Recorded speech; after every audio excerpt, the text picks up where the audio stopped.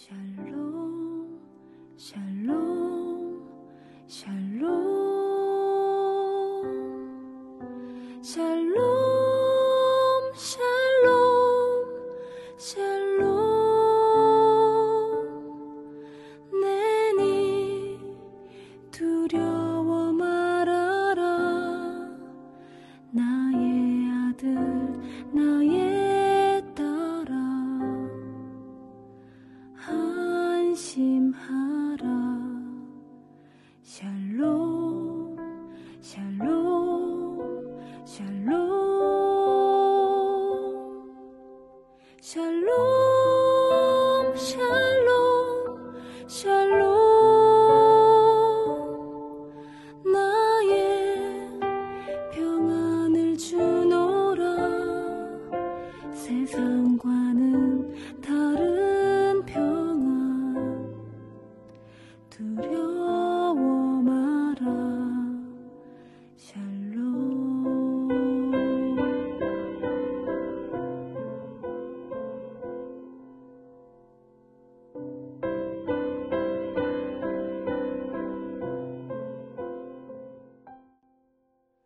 12월 14일 늘푸른 새벽 예배를 하나님 앞에 올려드리겠습니다.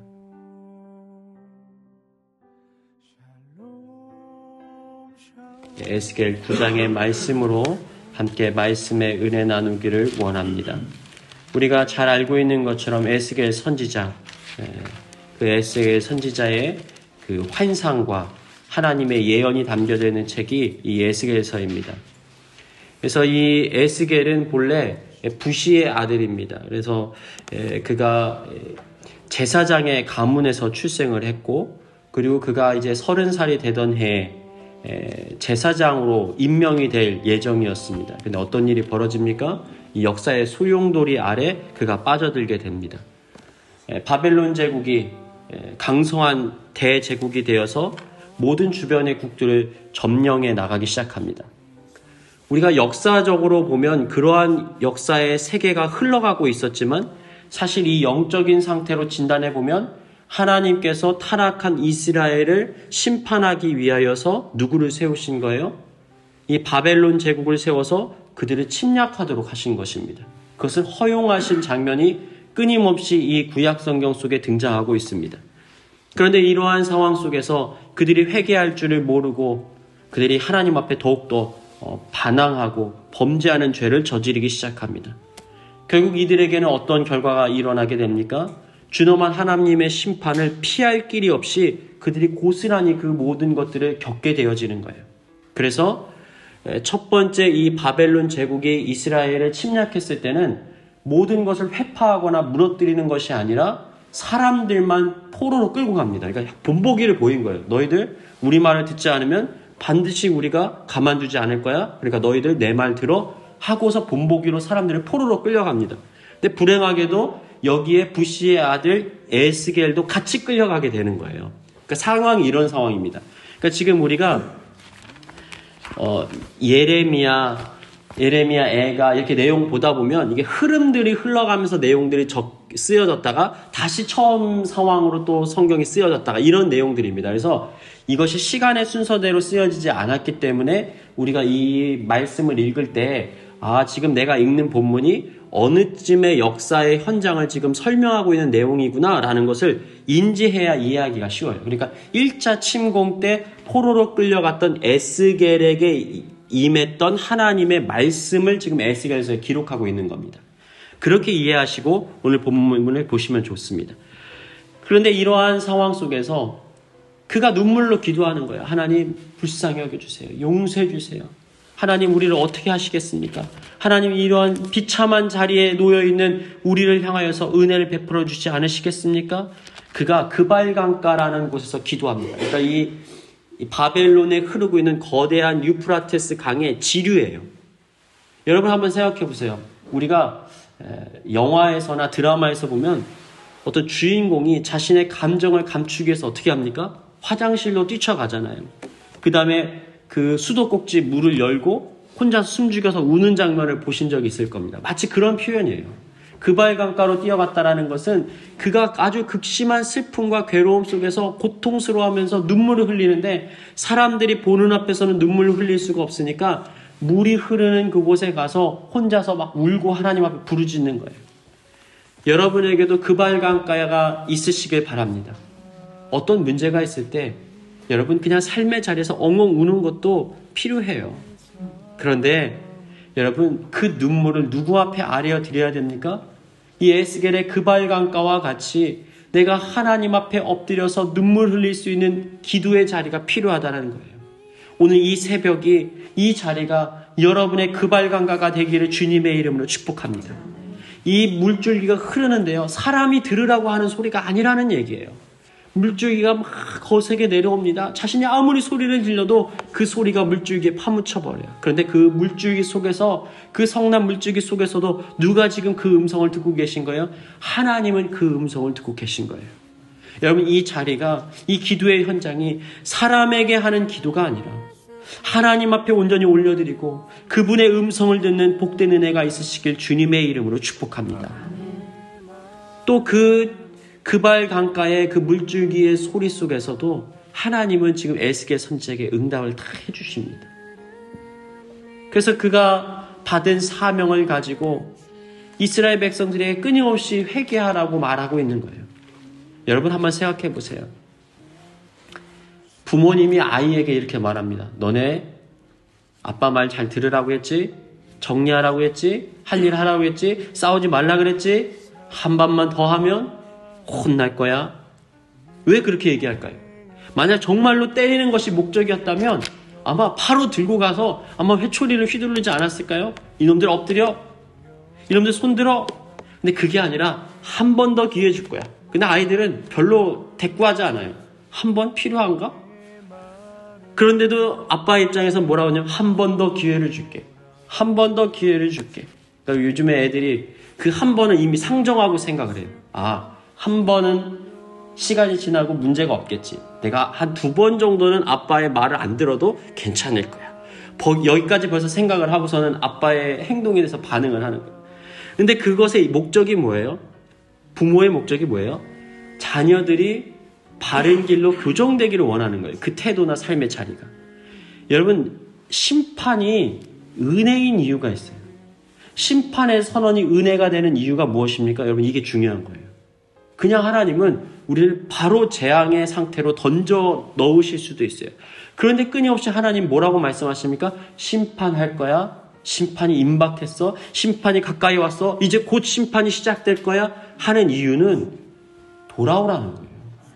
회개하라는 거예요. 시간을 주겠다라는 거예요.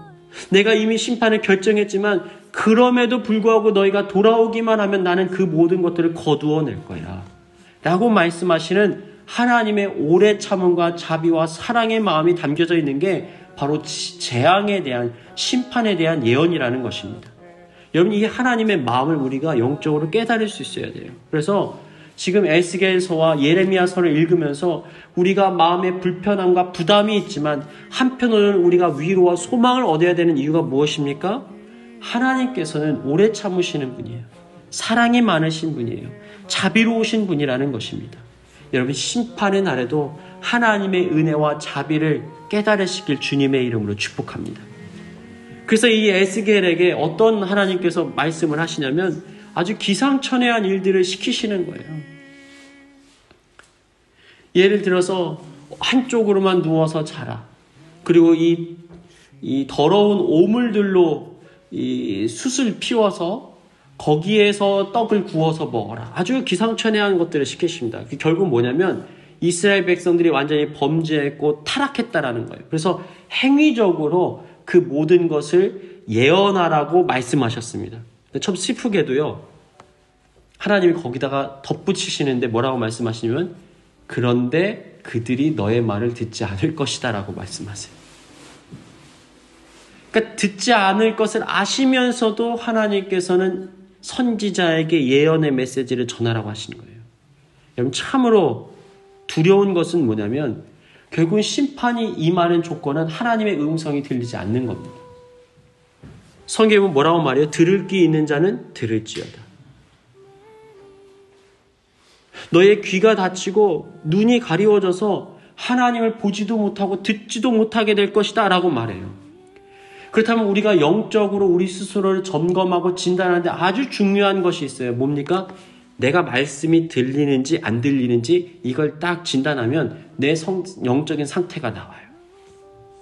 만약 하나님의 말씀이 꿀송이처럼 달고 내게 하시는 말씀처럼 들려지고 그 말씀이 살아서 역사하시는 하나님의 음성으로 들려진다면, 때로는 감동과 전율로 내 안에 다가온다면, 그렇다면 하나님의 역사가 지금 우리 가운데 일어날 것을 우리는 기대할 수가 있어요. 아, 주님이 역사하시겠구나. 주님이 일하시겠구나. 내가 보지 못하고 알지 못한 크고 놀라운 일을 나에게 펼쳐 보이시겠구나. 그런데 만약 그게 보이지 않고 들려지지 않고 느껴지지 않으면 지금 영적으로 죽어가고 있는 단계일 수가 있어요. 여러분, 사람이 죽으면요, 사람이 이렇게 사망하게 되었을 때, 인종을 겪게 됐을 때 제일 마지막에 이 기능이 끝나는 게 어디입니까? 귀예요. 여러분 알고 계시죠? 그래서 임종의 상황 속에서 성도님들하고 막 마주하게 됐을 때 목회자가 하는 말이, 너무 늦게 뛰어온 사람이라도 소천하셨습니다 해도요, 그 얼마간의 시간 속에서 마지막으로 하고 싶은 얘기 있으면 얼른 하세요. 지금 당장 하세요. 그렇게 얘기를 할 때가 많이 있어요. 왜냐하면 마지막까지 이 귀는 열려 있어요. 그래서 그 기능이 다 하기 전에 그 얘기를 할 수 있도록 권면해요. 바꿔 말하면 무슨 얘기입니까? 지금 영적으로 귀가 닫혀져 있다는 것은 모든 기능이 다 마비되고 죽었다는 얘기예요. 사망 선고를 이미 겪은 상황이에요. 그래서 하나님의 말씀이 이제 더 이상 들리지 않는 상황까지 이르게 되었다는 것입니다. 그러니까 이미 심판이 임하기 전에 죽어버린 거예요. 그런데 죽어버린 것의 사망 선고가 뭐예요? 그게 바로 심판인 거예요. 죽지 않은 사람을 하나님께서 심판하시는 게 아니라 이미 죽어버렸기 때문에 사망 선고를 내리는 것이 심판이라는 사실을 우리는 기억해야 돼요. 여러분, 이게 영적인 비밀입니다. 근데 이 사망 선고를 함으로 인하여서 어떤 유익이 있습니까? 다시 그가 회복될 수 있는 어떠한 기회가 주어지는 거예요. 만약 살아있는 자, 만약 소망이 있는 자, 만약 아직까지는 회복의 가능성이 있는 자들은 다시 자신의 영적인 상태를 되돌릴 수 있게 되어지는 거예요. 왜냐하면 하나님이 우리의 생명 되시기 때문에 그분께로 되돌아가기만 하면 다시 우리는 은혜와 회복과 소망을 누릴 수 있게 되어지는 것입니다. 여러분, 우리의 생명 되시는 그 하나님 앞에 더욱더 가까이 나아가시게 주님의 이름으로 축복합니다. 생명이라는 말에는 여러 가지 의미가 담겨져 있어요. 그리스도인에게 있어서 능력은 뭡니까? 그리스도인에게 있어서 힘이 뭡니까? 하나님께서 우리를 하나님의 대리자로 삼아주셨고 복의 근원 삼아주셨는데 왜 우리는 이 땅을 살아가는 동안 복의 은혜를 누리지 못하고 삶을 살아가게 됩니까? 왜 기도에 응답이 없습니까? 왜 문제로부터 자유롭지 못합니까? 왜 우리는 평안하지 않습니까? 여러분, 하나님으로부터 그 능력과 힘을 누리지 못하기 때문이에요. 여러분, 두려움이 엄습했을 때 가만히 생각해 보세요. 그 두려움이 엄습하거나 문제로 인해서 우리가 염려하는 그 순간에 하나님 떠오르나요? 안 떠올라요. 그 순간만큼은 내가 아무리 믿음이 충만해도요, 하나님에 대한 생각이요 꽉 가려질 때가 참으로 많이 있어요. 근데 어떨 때가 있어요? 그 두려움의 순간 하나님이 문득 떠올라서, 아니야, 내가 이 마음을 뺏겨서는 안 돼. 아, 내가 이 낙심의 마음을 뺏겨서는 안 돼. 하나님은 살아계셔. 하나님은 함께 하셔. 지금껏 너의 삶을 하나님이 어떻게 돌보았는지 한번 너 떠올려봐 라고 내가 스스로에게 질문을 던지는 순간 어떤 일이 벌어집니까? 아, 맞아. 내가 왜 이러고 있지? 하나님은 정말 능력이 많으신 분이야. 다시 우리가 영적으로 살아나는 것을 느껴요. 여러분, 이러한 영적인 상황들을 잘 진단하시고 반드시 하나님과 동행함으로 오늘 이 땅 속에서 살아가는 동안 하나님의 영광을 됨을 드러내는 복된 은혜 있으시길 주님의 이름으로 축복합니다. 이런 모든 절차들을 다 겪고 난 이후에 이제 에스겔 9장이 나와요. 드디어 이 파란 글씨로 보니까 예루살렘을 향하여 분노를 쏟으시다. 하나님의 심판이 이제 임하게 되는 거예요. 1절 보십시오. 그가 큰 소리로 내기에 외쳐 이르시되. 여러분, 모든 것들은 뭐예요? 지금도 말씀에 보면 귀에 들리는 것으로부터 시작된다는 걸 기억해야 돼요. 말씀이 곧 하나님이시라. 그러니까 하나님을 어떻게 하면 만날 수 있나요? 어떻게 하나님의 음성 들을 수 있나요? 어떻게 하나님의 능력을 누릴 수 있나요? 여러분, 말씀을 가까이 하는 방법밖에는 없는 거예요. 여러분, 그래서 항상 여러분 일상의 삶의 자리에서도 성경을 많이 읽으셨으면 좋겠어요. 우리가 공적으로 드리는 예배의 현장뿐만 아니라 여러분 이 차를 타고 가실 때도 좀 쉬는 시간에도 성경을 그냥 틀어놓으세요.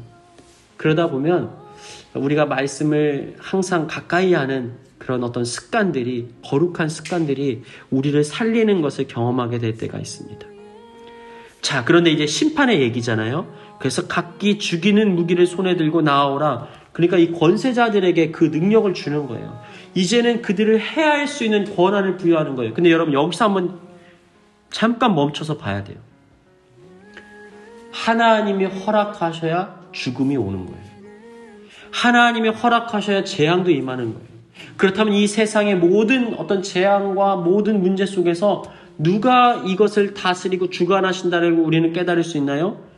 혼란스러운 정국 속에서, 모든 것들이 정상적이지 않은 상황 속에서, 뭔가 불투명하고 어지러운 세상 속에서 그래도 그 역사의 흐름 속에 주관하시는 분, 그 모든 자연 질서 가운데 역사하시는 분, 그분이 바로 하나님이 되신다라는 거예요.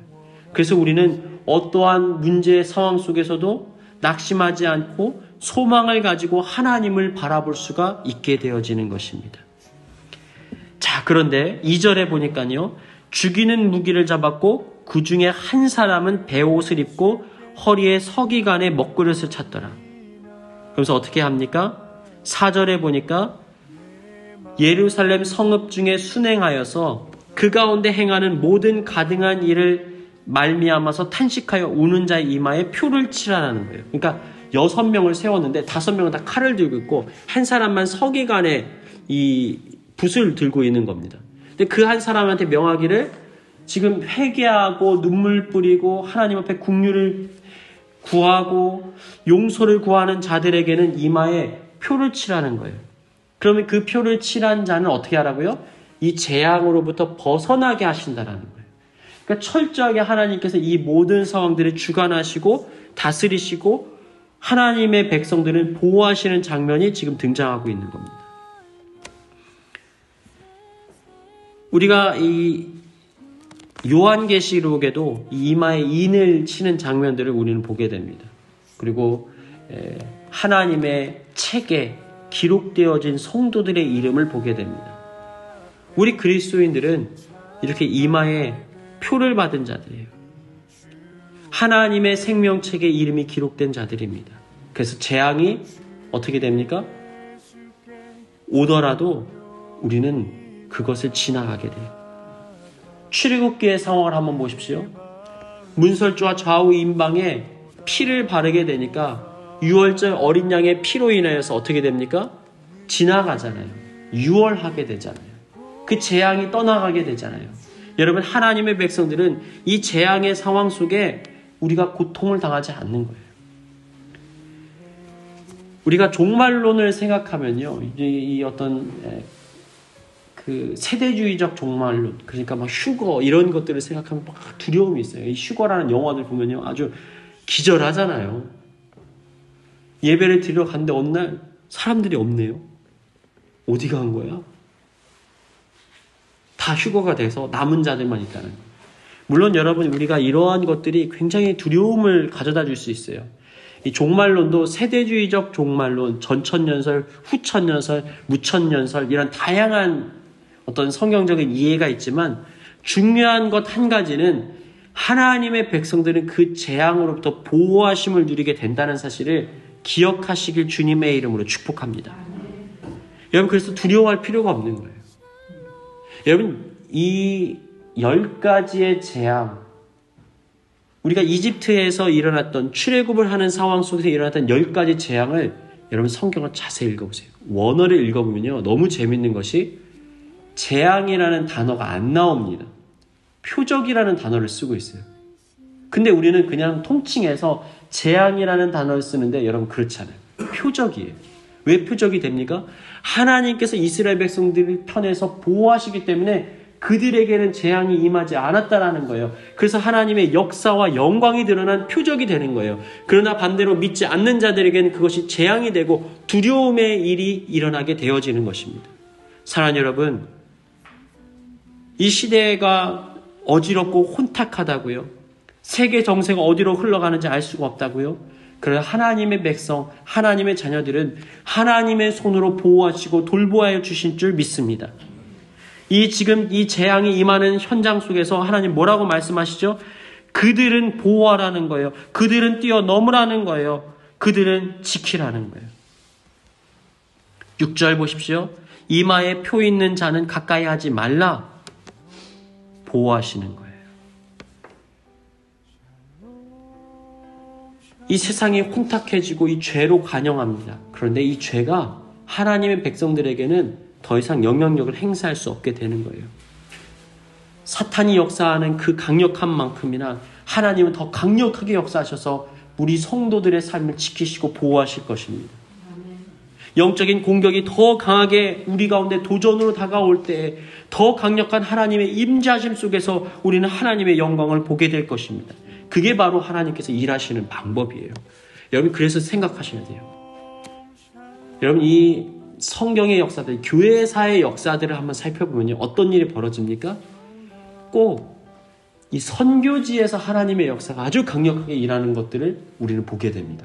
여러분, 우리가 교회사의 어떤 이 역사들, 그 간증의 흔적들을 보면요, 아주 신기하고 놀라운 일들이 일어나요. 핍박이 강할수록 하나님 더 강력하게 역사하셔서 놀라운 역사, 기적이 일어나는 거예요. 여러분, 우리나라가 소망이 있는 이유가 뭐예요? 지금 혼탁한 정치 상황 가운데 놓여 있지만 그런 혼란스러운 상황 속에서 하나님의 은혜의 빛은 더 충만하게 강력하게 임할 것을 우리는 기대하기 때문입니다. 여러분, 이 한국 민족이 어떤 민족입니까? 선교사가 그 땅을 밟기도 전에 이미 교회가 세워졌던 땅이에요.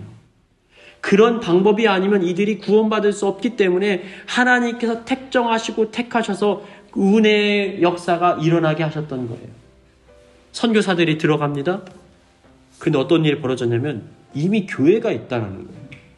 아니, 이게 무슨 얘기입니까? 우리가 지금 처음으로 이 선교지의 땅을 밟았는데 어떻게 이들이 교회를 세우고 예배를 드리고 믿음의 생활하고 신앙의 고백을 할 수 있습니까? 기가 막힌 노릇이 아닙니까? 그래서 살펴봤어요. 그랬더니 어떤 상황으로 추적이 되어졌냐면 토마스 선교사가 선교를 하기 위해서 배를 타고 부두에 도착합니다. 그래서 여기서 배를 타고서 내리는 순간에 이 사람들에 의해서 이 창에 찔려서 그가 순교의 피를 흘리고 죽어버려요. 땅도 밟기 전에 피를 흘리면서 죽어버린 거예요. 근데 그 마지막 죽던 순간에 그가 성경을 번역했던 책을 땅으로 던집니다. 그 땅으로 그 성경책 몇 권이 떨어지게 됩니다. 그리고 나서 그는 죽어버려요. 사람들이 볼 때는요, 누구도 기억하지 못할 의미 없는 죽음이었을 거예요. 이렇게 강박하고 완고한 자들로 가득 찬 세상이에요. 근데 어떻게 소망이 있단 말입니까? 그런데 어떤 일이 벌어지는지 아십니까? 가만히 보니까 한 사람 중에 하나가 이렇게 보다 보니까 이게 종이가 질이 좋거든요. 성경책이 종이 질이. 그래서 이것을 성경책을 집으로 가져갑니다. 그래서 성경책을 딱 찢어가지고 이 집을 보수하는데 이것을 붙이는 거예요. 문풍지도 붙이고 천장에다도 붙이고 벽에다도 붙이고 바닥에다도 붙였어요. 근데 문제가 뭐예요? 집을 잘 보수한 것까지는 좋았는데 하늘을 봐도 성경이고 옆을 돌려도 성경이고 밑을 봐도 성경이니까 나중에 이제 이걸 읽기 시작합니다. 읽다 보니까 하나님의 영이 임하게 되니까 그 가운데 회심의 역사가 일어나고 그가 복음을 전하기 시작하고 그러다 보니 그 마을에 교회를 세운 거예요. 여러분, 이게 한국 교회의 첫 시작입니다. 여러분, 이런 기가 막힌 일이 어디 있습니까? 이 선교의 역사의 현장 속에 전 세계에서 유례를 찾아볼 수 없는 아주 기가 막힌 일이 일어난 게 한국 교회의 모습이에요. 여러분, 이게 바로 하나님의 역사입니다. 어두운 곳에 하나님의 영광은 더 강력하게 임해요. 하나님이 역사하시기 때문에 마귀가 역사하는 것이 아니라 마귀가 강하게 역사하는 그곳에 하나님의 영광이 더 강력하게 임함으로 인하여서 우리를 그 어둠에서부터 벗어나고 건지게 하실 줄을 믿습니다. 그렇다면 반대로 생각해 볼까요? 여러분, 문제가 있습니까? 감당하기 어렵습니까? 정말 힘이 듭니까? 눈물이 나옵니까? 여러분, 그럼 이제 하나님의 역사가 시작될 그때인 거예요. 이게 바로 하나님의 역사예요. 이것이 바로 소망의 은혜입니다. 심판 중에도 끝까지 하나님의 은혜와 영광이 여전히 드러나고 있고 그들을 지키시고 보호하시는 구원의 역사가 동시에 일어나는 것을 여러분 보십시오. 여러분, 이게 오늘 우리에게는 소망이 되어야 돼요. 8절에 보니까 이 에스겔이 말합니다. 아하, 너무 기가 막힌 거예요. 그들이 심판을 하게 될 때 내가 홀로 있었는지라 엎드려 부르짖어 이르되 아하. 이게 뭐냐면 탄식을 하는 거예요. 호해. 이게 무슨 뜻이냐면 죽었다라는 거예요. 여러분, 장례식을 치를 때 여러분 들어보셨습니까? 그 한국에서 장례식 치를 때는 이제 가면 언제 오나 어이야 어이야 이렇게 하잖아요. 어이야 소리랑 똑같은 거예요. 이 음역입니다. 그러니까 죽었다는 뜻이에요. 어이 이런 표현이에요. 아하, 주님, 우리는 다 죽어버렸어요. 하나님 예루살렘을 향하여서 분노를 쏟으시나이까? 이스라엘의 남은 자를 모두 멸하라 하시나이까? 주님, 다 버렸고 이제는 보지 않으십니까? 너무 불쌍합니다. 비참합니다. 라고 하는데 11절에 보니까 뭐라고 해요? 보라! 라고 말씀하세요. 보라. 가는 베옷을 입고 허리에 먹그릇을 찬 사람이 복명하여 이르되 주께서 내게 명령하신 대로 내가 준행하였나이다. 이게 무슨 얘기입니까? 보호하신다라는 거예요. 지키신다라는 거예요. 다 죽은 줄 알았는데 다 심판을 받고 모두가 끝이 난 줄 알았더니 하나님의 백성들은 철저하게 보호하심을 누리고 다시 소망의 자리로 그들을 이끄시는 역사를 일으키고 있는 거예요. 여러분, 우리가 한 가지 중요한 사실을 깨달아야 됩니다. 오늘 이 말씀을 자세히 읽다 보면요, 어떤 내용이 나와요? 이 심판의 모든 상황 속에서 사용되어지는 모든 도구들은 반대로 다시 그것을 복원시키고 회복시키는 도구로도 사용된다는 거예요. 성경에 보면요, 어떤 내용이 에스겔에 또 나오냐면 그들이 자를 가져와서 측량하면서 이 재앙을 임하게 했다는 거예요. 그런데 여러분, 이것은 무너뜨리기도 하는 방법이지만 어떨 때도 사용해요? 측량하는 것은 집을 다시 세울 때도 사용하는 것들이에요.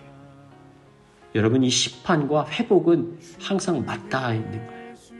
만약 재앙이 임하게 되었을 때 여러분 낙심하지 마십시오.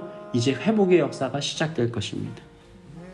재앙의 상황 속에서 우리가 낙심할 수밖에 없는 문제가 있습니까? 우리 실망하게 만듭니까? 그럼 하나님께서는 우리가 상상하지 못한 또 다른 방법으로 우리를 회복시키시고 온전케 하시고 싸매어 주실 것입니다. 여러분, 그러한 소망과 기대를 가지고 오늘 하루 승리하며 나아가시길 주님의 이름으로 축원합니다. 교회 주신 공동의 기도 제목을 가지고 다 같이 기도합니다. 사사시대와 같이 자기의 소견에 옳은 대로 행하는 죄악으로 인하여 정죄와 분열과 미움 속에 살아가는 오늘 우리의 연약한 모습을 용서하여 주옵소서. 우리의 마음이 하나님 나라 되어 오직 왕이신 하나님만이 우리를 다스리시고 통치하시는 은혜 누리게 하여 주옵소서. 정치적으로 사회적으로 혼란함 가운데 머무는 이 나라와 이 민족을 긍휼히 여겨주셔서 다툼과 분열이 멈추어지고 오직 하나님의 공의와 사랑으로 이 땅을 다스려 주옵소서. 다 같이 기도하시겠습니다.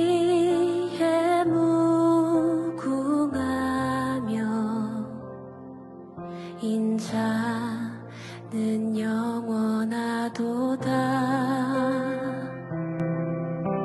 상한 자를 고치시며 상처를 싸매시도다.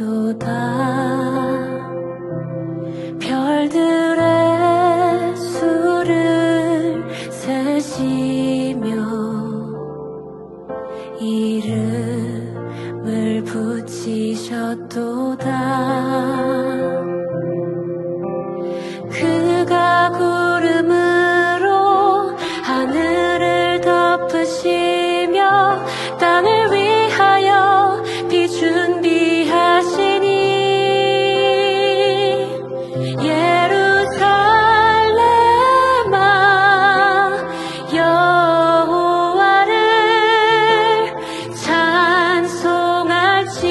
날마다 내 하나님을 감사함으로 그 앞에 나가며 주인 제